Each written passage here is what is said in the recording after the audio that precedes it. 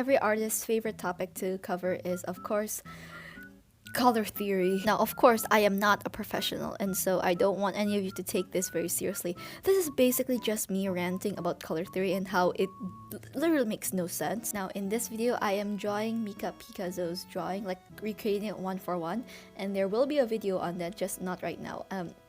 It will be up there soon. But yes, let's start this color theory speedrun. Go! Now let's start with the very basics. The main colors in the rainbow, you have red, blue, and yellow. Okay, keeping up, good. Now what you can do is mix those colors to create other colors such as green, orange, purple, and other things. Now let's start with very basic terminology, which is hue, saturation, and value. Hue is basically the pure color. So basically the first color that you think of when you see a thing or object. So when you think of a strawberry, what do you think? Red, right? When you think of banana, yellow. Those are hues. Saturation basically means the intensity of a color, so it can refer to how bright or bold the color is. You can change the saturation of a color by adding a gray color or adding the complementary color, which we will get into later on. And finally, we have value, which basically means how light or dark a color is. You can change the range of a color by adding either white or black to make it lighter or darker. For example, if you have red, you can add white to make it lighter and add black to make it darker, and that's changing the value of the color. Now, this is a lot to take in. So in order to make it easier, we have the color wheel. No, please don't run away just yet. It's much easier than you think, I promise you. Please just stay. So in your color wheel, you have your primary colors, which are red, blue, and yellow. And mixing any two of the primary colors will give you a secondary color. If you mix a primary color and a secondary color,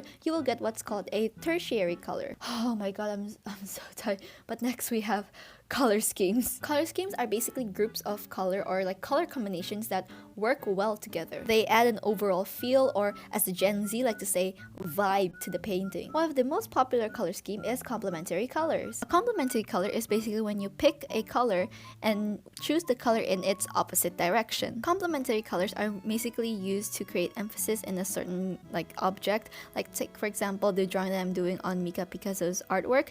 The background is red and the accessories are green, and because red and green are complementary colors, the green is much more emphasized in the drawing. Next, we have the opposite of complementary, which are analogous colors. Analogous colors are colors that are placed next to each other on the color wheel, so it creates a more balanced and harmonious effect compared to the complementary color where it basically contrasts one another. An example of this in the Mika Picasso drawing is the use of red and pink next to each other.